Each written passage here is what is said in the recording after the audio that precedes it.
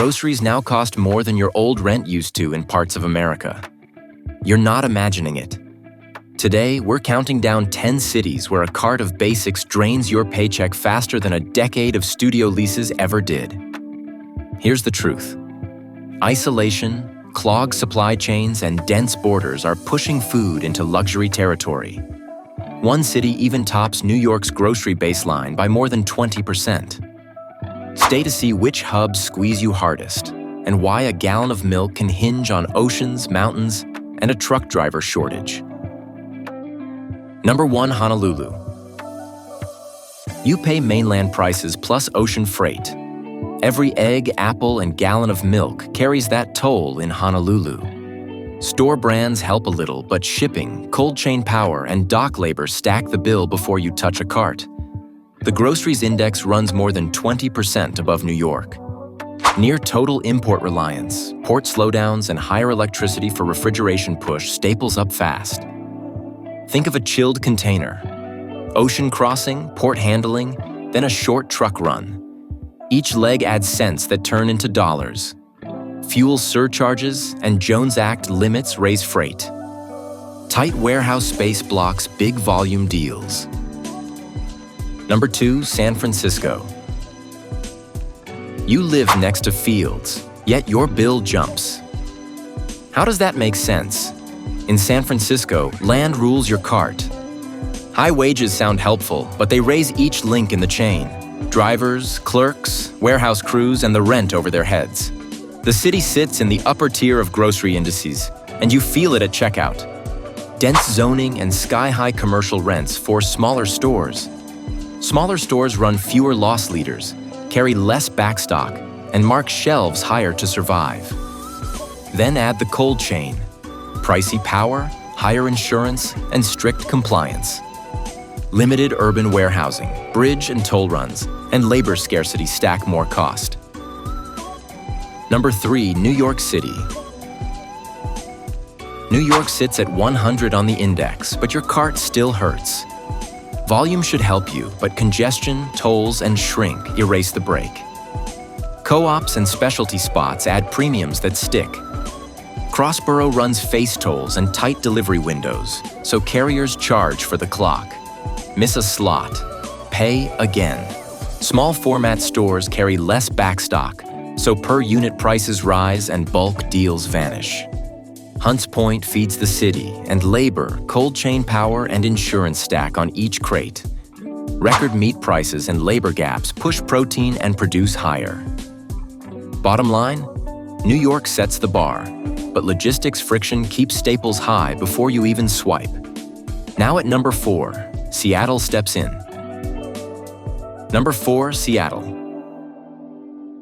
You're near a major port, yet your protein bill jumps anyway. On paper, imports land close. In practice, costs pile up fast. Freight runs over Cascade passes that shut or slow in winter. Delays mean spoil risk on dairy and meat, and carriers charge for waiting. Limited trucking capacity and tight warehouse space push rates higher. Seattle sits in the upper tier of grocery indices, and you feel that gap. Seafood isn't spared. Boat fuel, processing labor, and chilled transport raise the price of fish and shellfish. Produce takes hits when labor is short for harvest, sorting, and packing. Here's the kicker. Port proximity doesn't equal discounts when mountains, wages, and fuel run the tab. Next up, a historic coastal city where logistics lanes are crowded and pricey. Number 5, Boston. Narrow streets and old grids meet refrigerated trucks. You pay for every tight turn and stalled dock. Boston's education and biotech boom drives high wages, and that inflates payroll, rent, and compliance for grocers. Last mile runs slow. Strict time windows, limited loading, and ticket risks push carriers to charge more. Winter piles on. Refrigeration hums harder, and stores heat big spaces while keeping cold cases steady, like running 2 climates under one roof. Boston sits in the upper cost cohort. Small back rooms limit bulk buys, so deliveries come more often, at higher per trip cost. Fewer volume deals means higher shelf tags. Bottom line, Boston's form fits history, not freight, so your basket absorbs the mismatch. Now at number 6, a tech capital where high salaries don't shield you at checkout. Number 6, San Jose. Your paycheck looks strong, yet your pantry says otherwise. That's San Jose. High incomes raise service wages, store leases, and even security. Distribution centers move farther out, so every mile and minute adds cost. Suburban sprawl, scarce industrial land, and heavy traffic choke the food flow like a kinked hose.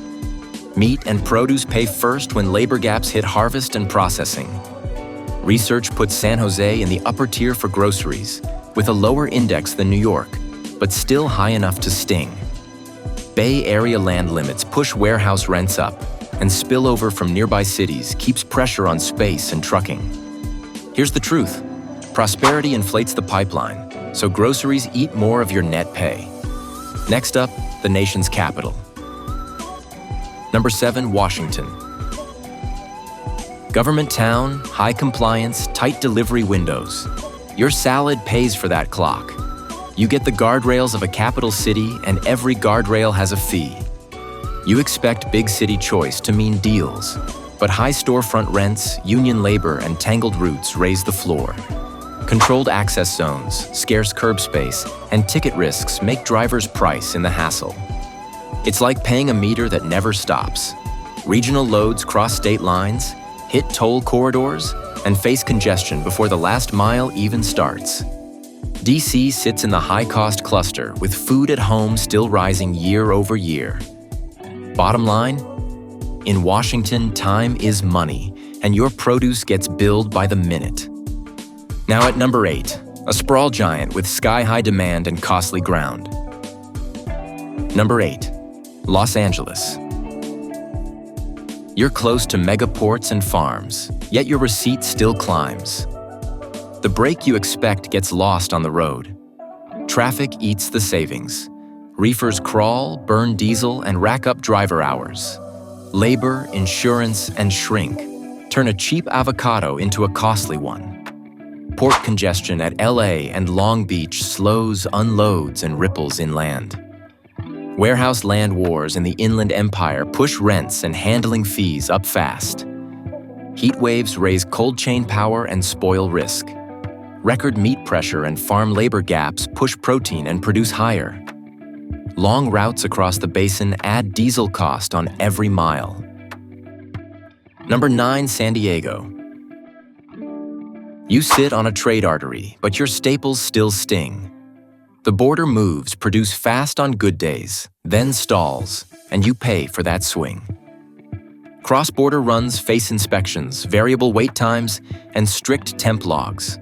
Perishables need reefers, data trackers, and trained crews. Every hour risks spoil and adds fees. Coastal storefronts cost more, and tourism lifts rents, so grocers lean on boutique formats with higher margins. Higher local incomes keep those prices afloat. San Diego ranks among the biggest cost of living climbers. Rent, utilities, and groceries pull your budget in 3 directions at once. Bottom line, the border brings choice, but compliance and coastal costs keep prices high. Number 10, Miami. Tropical produce is close, yet your dairy and meat still stretch your budget. You see mangoes and greens roll in fast, but the cold aisle tells a different story. Cooling costs soar in Miami's heat and humidity. Stores and warehouses run chillers non-stop, then pay for backup power when storms cut lines. Hurricane season adds insurance, spoil risk, and emergency restock premiums that get priced into milk and chicken. Refrigerated storage, generators, and fuel drive overhead. Port access helps imports, but storm prep and post-storm freight spikes erase gains.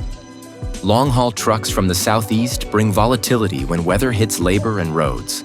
Protein and produce stay jumpy.